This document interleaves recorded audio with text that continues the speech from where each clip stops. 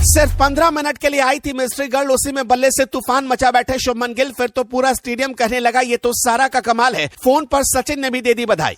6 छक्कों ने दिया अजित अगरकर को करारा जवाब। शुभमन गिल ने आखिरी वक्त में किया मजबूर। वेस्टइंडीज जाने से पहले बदल जाएगी टीम इंडिया। जीतते ही बीच मैदान पर दहाड़े गिल कर दिया इशारा। पहली बार सीनियर धोनी पर गिल को आ गया गुस्सा, तो चेन्नई के गेंदबाजों की खटिया हो गई खड़ी। आईपीएल 2023 के फाइनल का हिसाब बराबर, एक हार से चेन्नई होगी आईपीएल से बाहर।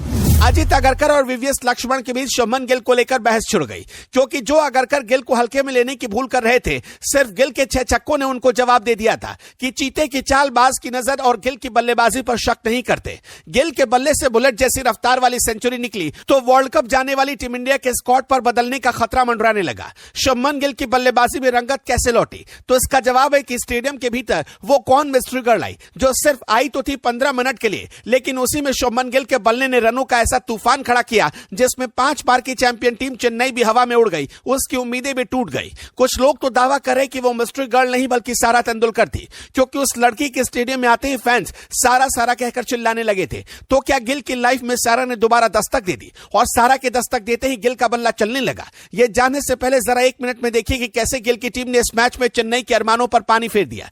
चेन्नई के लिए मुकाबला करो या मरो का था, जिसे हर हाल में जीतना जरूरी था ताकि टीम प्लेऑफ की रेस में बनी रहे, लेकिन धोनी की सारी तरकीब फेल हो गई। ऋतुराज गायकवाड़ ने मैच में टॉस जीता और पहले गेंदबाजी का फैसला किया। सिर्फ 4 ओवर में ही गिल और साई सुदर्शन ने साबित कर दिया कि ऋतुराज ने आज रॉन्ग नंबर डायल कर दिया था। फिर तो शुभमन गिल के जहन में 2023 के आईपीएल फाइनल मैच की तस्वीर उभर आई और कसम खाकर गिल ने तबाही मचानी शुरू कर दी, जिसमें देखते ही देखते चेन्नई की सारी बुद्धि खो गई। धोनी बीच मैच में खुद ही कप्तानी लेकर करने लगे, फिर भी गिल और सुदर्शन को रोकना उनके बूते के बाहर की बात हो चली थी। गुजरात टाइटंस ने 231 रन का स्कोर हासिल किया। साई सुदर्शन और शुभमन गिल की विस्फोटक पारी का इसमें अहम योगदान रहा। दोनों बल्लेबाजों ने शतक जड़कर बेहतरीन प्रदर्शन किया। शुभमन गिल के बल्ले से सिर्फ 55 गेंदों में करीब 200 के स्ट्राइक रेट से 104 रन निकले।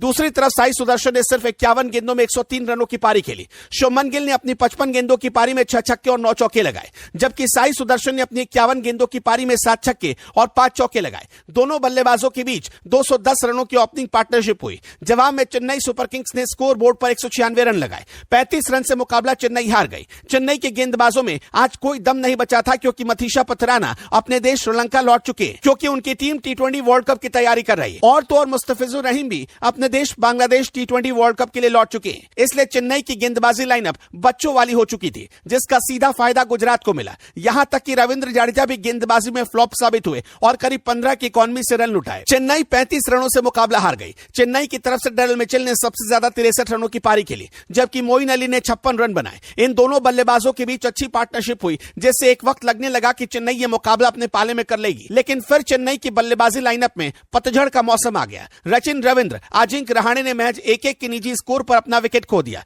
शिवम दुबे, रविंद्र जडेजा और एमएस धोनी क्रमशः 21 रन, 18 रन और सिर्फ 26 रन ही बना पाए। खैर, अब तो चेन्नई के पास प्लेऑफ में पहुंचने की उम्मीद करीब करीब धराशायी हो चुकी है, क्योंकि इस हार के साथ ही पॉइंट टेबल में भारी उथल पुथल हुआ। हालांकि चेन्नई का नेट रन रेट बेहतर होने की वजह से अब भी वो चौथे पोजीशन पर है, लेकिन उसे मनाना होगा कि दिल्ली और लखनऊ अपने दोनों बचे हुए मुकाबले हार जाए, तभी उसके प्लेऑफ में पहुंचने की उम्मीद जिंदा रहेगी। खैर, T20 वर्ल्ड कप से पहले शुभमन गिल के परफॉर्मेंस को देखकर कहा जा रहा है कि T20 वर्ल्ड कप की घोषित टीम में फेरबदल होने की संभावना है।